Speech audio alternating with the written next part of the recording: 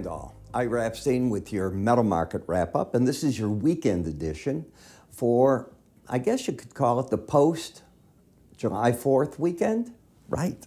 It's July 5th, 2024.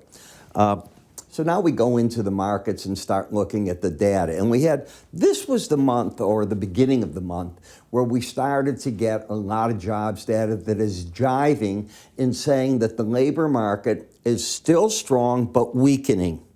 Do you understand what I've just said? It's not talking out of both sides of my mouth. It is a market that by historical standards is still a very strong market, but not as strong as it was. And we're seeing that if you looked at today's report. You had the June non-farm payrolls come in at 206. They expected 200,000. Unemployment rose to 4.1%, but they modified the May number from 272,000 jobs to 218, and they took the April number, the increase, down by about 56,000. The combination, over 100,000 jobs that were overcounted. Now, I don't know if they're overcounting this number or not. No way to know that. I then looked to see the month-over-month earnings and year-over-year, both falling. So this is exactly what the Fed wanted to see. It doesn't want labor to crash.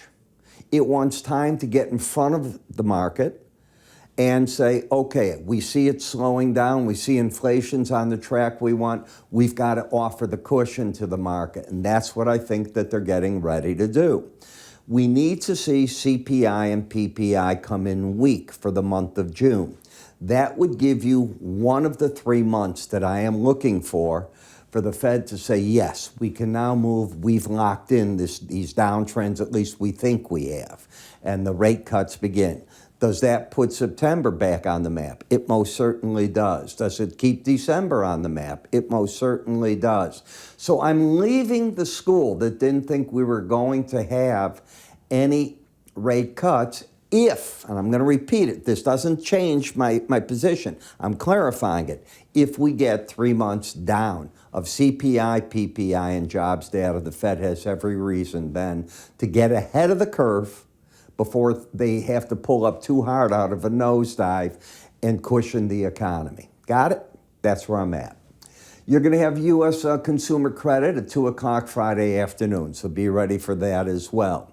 The second thing, my 35% off sale, which means you pay 65% of my normal prices for any of my courses, the full research, the enhanced Bollinger Band, the outside day, or 1-year research. That can be the Spider by itself, the combination of the Spider and the futures, along with, you could even get just the Spider and my full research, which are the daily special updates, which are my typically twice a day, Monday through Thursday updates, Friday one, Sunday night another one, and sometimes special reports that I put out all with it, all included. If you're a serious trader, my idea there is to help you look at a chart, see what I see, offer the reasons for a trade, offer the risk on the trade, and let you make your decision. But I'm guiding you through what I'm seeing. I hope that makes sense to you. And then in the courses, I teach why I'm seeing it that particular way. It really comes together. All righty. So let's together take a look at the markets and see what we've got. You're backing off on the energies in part because Hamas has changed its attitude and said it will accept a 6-week truce. Now, I don't know that they've said that they'll accept that with Israel pulling out or any of that. I know that Israel did send the head of their Mossad to Qatar. He was in negotiations and he went back to Israel today. Is that a good sign or a bad sign? It could be great in that they've agreed to everything. He's going to tell them that's it. Or it could be they put back in, and they being Hamas, all these little other things that they want that makes it untenable, and there's no point at sitting at the table with them. We'll find out over the weekend. The UK had its election, and it's a sweep, a major, major sweep for Labour. Goodbye, Conservatives. Now in France, we will find out how Miss Le Pen does. Everything I am reading points that she is not going to get the majority. But you know, when voters go to the box and they do it on Sunday, you never know what they're going to do. I wouldn't count anybody out at this point in time. But if She doesn't get a majority. The end result is a hung government, and that's not the best thing either. I don't know that there's a good outcome there. That's the problem. All right. So we're talking about metals. And how could you argue? You're here on a monthly close at the highest close you've ever had at 2397.70. The marketplace soared today. You ended up so far early in the month. Now remember, this is a monthly chart. We're only in the first week. You're up 2.5%. On a weekly basis, you're not in an all-time high close. When you look at how the week came up, you ended up 2.48%, which fits in with the monthly, and you're not up at new highs in the market. When we look at the chart action, you do have higher lows and higher highs, bullish. Where's the market in relationship to key moving averages? I thought we might test the 18-week. I hope you give me credit that I was pretty accurate on that. And now the market's papped back to the upside. We have it over key averages and an upside target if the uptrend holds up to the 2463 level. So I think the pros are buying this market on pullbacks now. Stops under last week, not this week, last week's low at the 2298 level, under that number, and they're looking for the market up here at the 2463.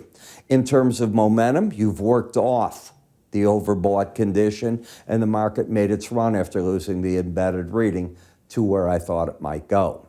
The gold-silver ratio. Silver's again getting stronger than gold. Now look at how it's plunging here. Silver looks stronger than gold on the charts in reality. Higher lows, higher highs. It's already back into an overbought condition. I view any number, either of these over 70 as overbought. You're there. So overbought conditions either embed, which means these two numbers get over 80, lock in. They stay there for at least 3 weeks, and it keeps driving the market higher, maybe to the 3252 level. In plain English, I'm bullish, but it's overbought. I'd rather be trading off the daily chart and look at that than the weekly chart. On gold, I still like the weekly chart. In the copper market, was that it? Looks like it. So you had your correction from the 519.85. How often do you hear me say, I think markets return to the 18, in this case, week average of closes? They look to see what they want to do. In this market's case, higher lows, higher highs, you're back in the uptrend.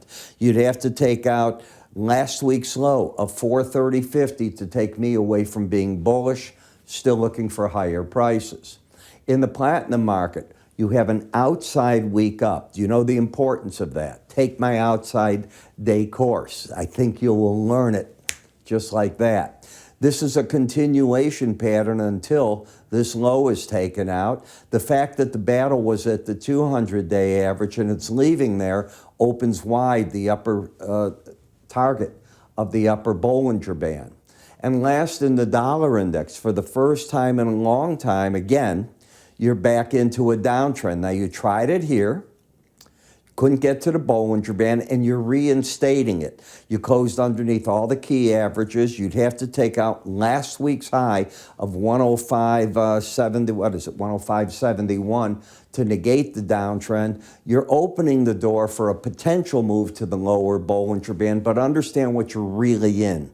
You're in a churning market in between the Bollinger Bands on either side of the 18-week average that is chopping traders up right now. Momentum again down, trend down, bias down. I wouldn't get ultra heavy in this market off the weekly chart, but it is bearish. And until you get back over that 105.70 area, I think that there's good potential to the downside.